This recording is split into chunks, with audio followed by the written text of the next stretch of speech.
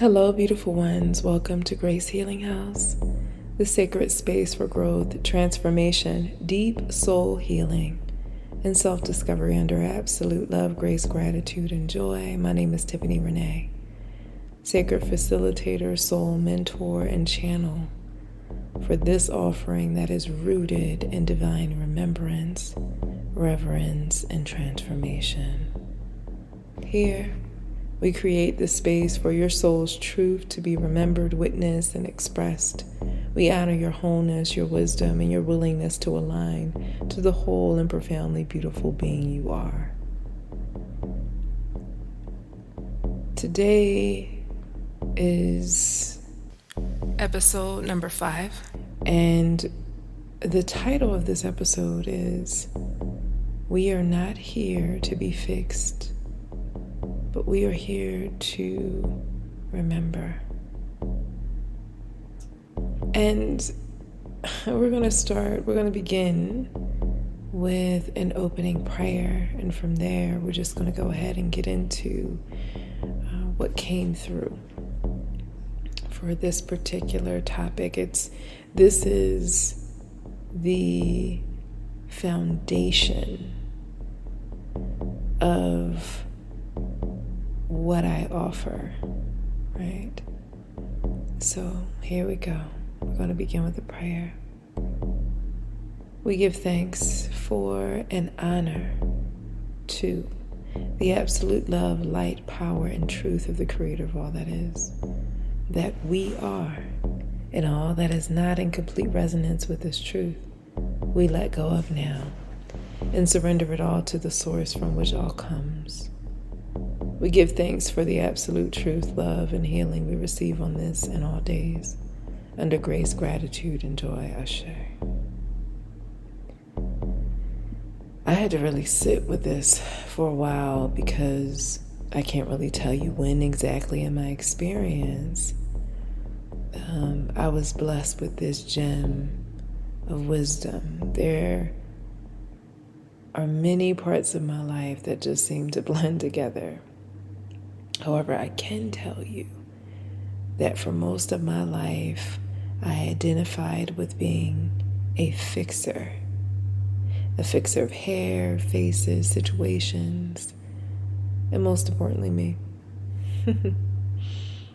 And I know that there are plenty of you who relate to this archetype of the fixer, the hero, the savior, right? This mentality. But here's the interesting part.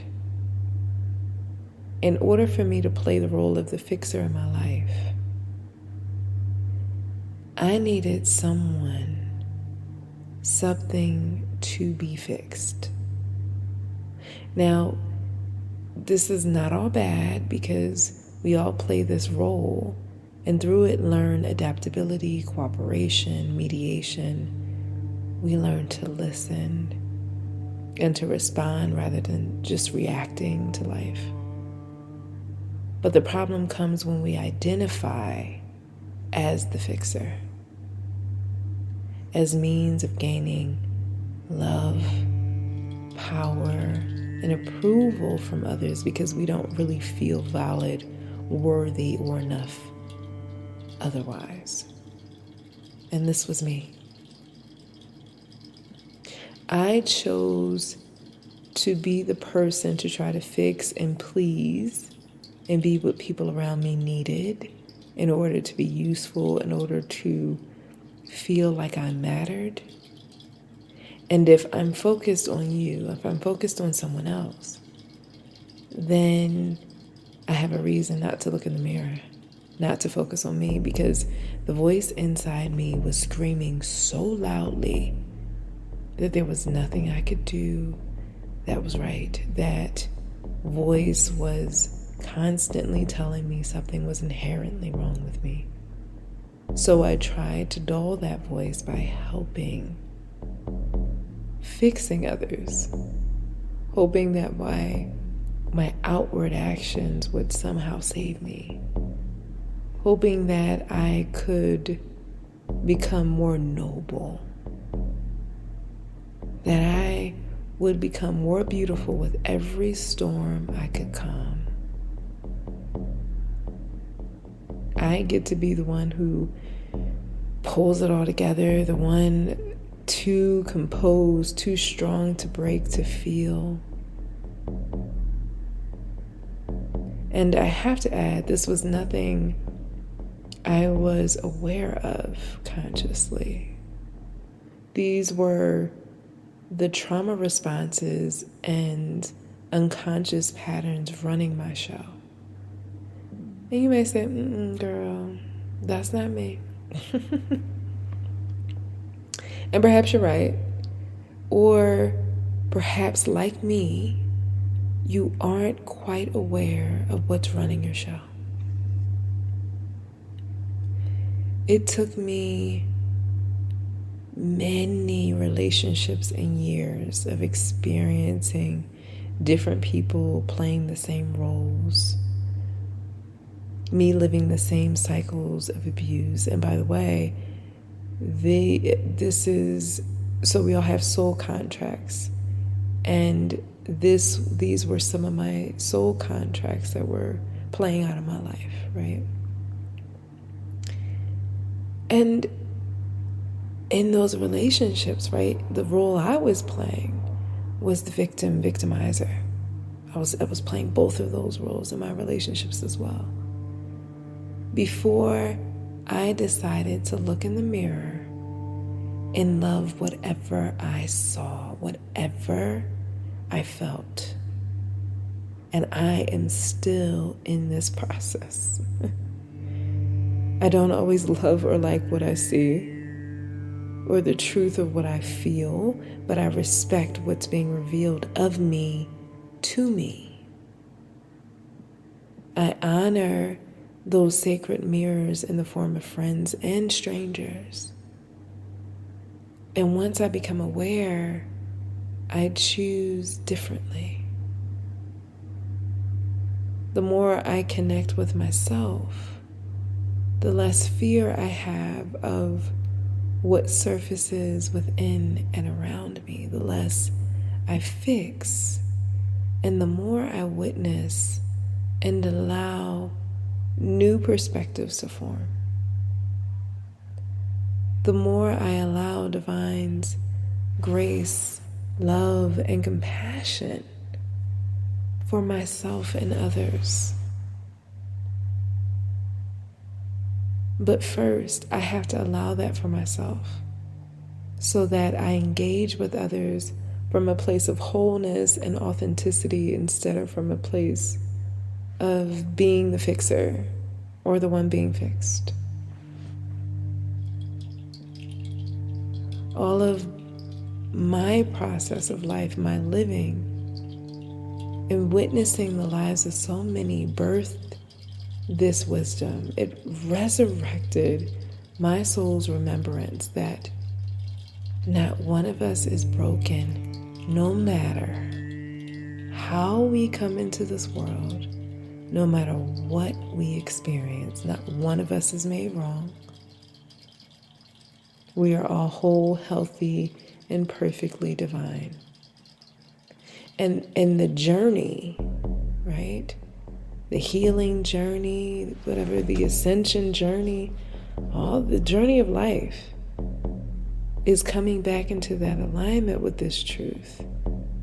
With the truth that, love isn't absent from us. This is an experience of that, of remembering love, remembering ourselves, holding this vision of love and wholeness and truth, prosperity, right? In spite of what we witness outside of us.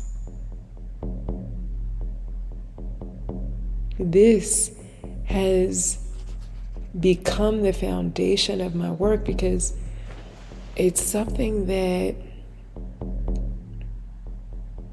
I'm living these words.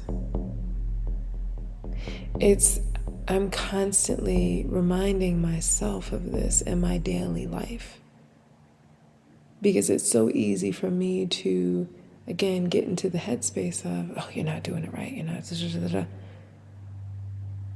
And I know that that is the part of me that's so afraid to change, to expand, because that part of me is afraid of being rejected. That part of me is the fearful part of me, the ego part of me, right? But again, because of this journey I've been on and the self-awareness that's continuing to be cultivated, now I get to make a different decision, an informed decision. And I'm so immensely grateful for that. It's how, when I work with clients one-on-one, I can't see them as, people come to me when, there's an emotional upset, whether it be heartbreak, a spiritual issue, right? A physical illness, mental imbalance, right? I can't, if I see them as broken, as wounded, even if it's cancer, if I see them as that, right? And I get caught up in that perspective, I'm not holding the frequency of truth for them, right? Instead, I get to witness them in their wholeness and watch and allow divine, and that does not exclude us, right? To be and do divine in that person's life and in my life. Everybody in the equation is blessed, right? We're all in these exchanges, in my one-on-one exchanges with clients or groups. We're all receiving this deeper awareness, this love, this gift of returning to the awareness of our wholeness, our health, wellness, so on and so forth. I'll give an example. Early, I remember I just learned Reiki. I just going and I got my attunement. It was Reiki 2 or something like this. This was years ago. And I had a friend that he's an entertainer. He travels a lot, and his back just completely went out. Just completely went out. And I'm only sharing this story because I asked, and he said it was okay. So he had tried the chiropractor. He went to his regular doctor. I think he said he even tried acupuncture. He was trying so many different things, and he really had to get back on the road. He was only coming back into town at that time. We were both living in LA. For just, I think it was a couple days before he had to head back out. And so I said to him, I said, well, I mean, you want to try Reiki, I said, well, Tiff, I don't know about that. I said, well, it won't hurt anything. I don't mind coming over and, seeing what happens. He said, oh, okay. Because at this point, he was at his wit's end, and he literally could not stand up straight. And so I came over, we did the session, and it was so interesting because I would think rationally, oh, let me focus this energy on the back. No, I just surrendered, I allowed, and it was actually in his heart. The energy was in his heart. And it had to do specifically with a loved one that was having trouble and his emotions related to that. What he made that mean about himself. And I just remember, we released the energy. And he ended up going to sleep and I ended up going home. I remember, I think it was the next day. Maybe it was 2 days after. I had checked in on him. And I said, hey, how are you doing? Like, what's going on? And he said, well, it feels a little bit better, but I don't know, blah, blah, blah, blah, blah. Something like this. He called me back. I think it was a couple hours later. He was like, oh my God. I'm like, I can stand up straight. Everything is fine. I didn't take any medication. Everything is good. I think something worked. I don't know what just happened, but I'm good. And I laughed and I said, oh my gosh, I'm so grateful, right?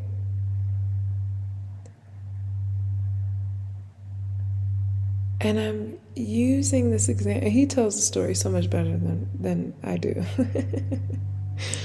But I'm telling this story to bring this back to the point. We're not broken.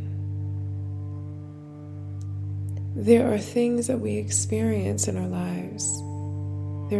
Emotions have a lot to do with a lot, okay? And then we make meaning around things and we hold on to certain energy, and our bodies just let us know what we've been holding on to that's not in alignment with our truth. And when we're willing to see it, to let it go, to allow love, right, into our beings, into our lives, we see those shifts. And it doesn't have to take days. It doesn't even have to take an hour. It can be instant. There's no limitations on what's possible, only the limitations that we place on ourselves, our lives, our healing, our process. And I've had so many since then, since I started, this journey of sacred space, this journey of healing, this journey of remembrance. And I've had the blessing of working with others and, receiving healing in those sessions myself. We are all working together. We're all learning from each other every single time. This has been illustrated to me, and it's been ingrained in me deeper and deeper and deeper that, again, we are not here to be fixed. There's nothing wrong with us. We are just remembering ourselves. We are remembering love. We are remembering our wholeness. And we are aligning to that. We get to align to that more and more every day within our experience.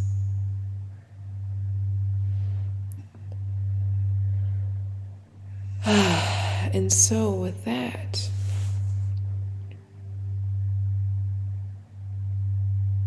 I invite you to just take a few breaths. Because I know I'm going to, because it feels good to me. And if you'd like, here are some journal prompts that you can, dig deep with for yourself. And the first journal prompt is, what does it mean to be whole? Ask yourself, get curious about how the fixer shows up within you, within your life, within your relationships. How are your relationships reflecting the role you've been comfortable in, the role you've been playing?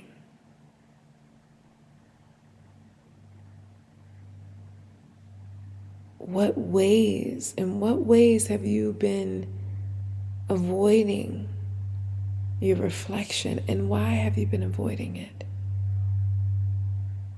What are you afraid of?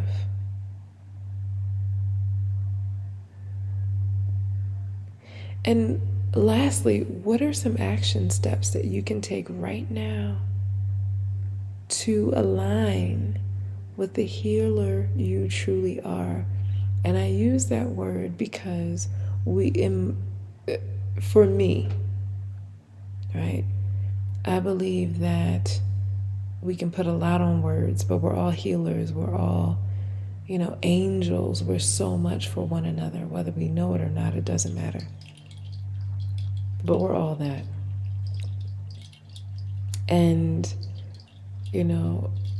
again, the fixer, that's a shadow aspect of the healer archetype. The healer archetype, the savior archetype, the hero, right? So how can you align to the healer you truly are?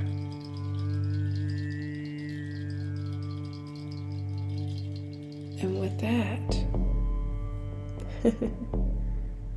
I say thank you for blessing this sacred space with your presence. I invite you to share with the tribe what came up for you. How was what was shared, how did this resonate with you? The more we share with one another and allow ourselves to be witnessed, the more we grow. And so, if you feel called to go deeper, to be witnessed and supported on your path, I invite you to explore my sacred mentorship offerings or personal retreats. I have so many offerings.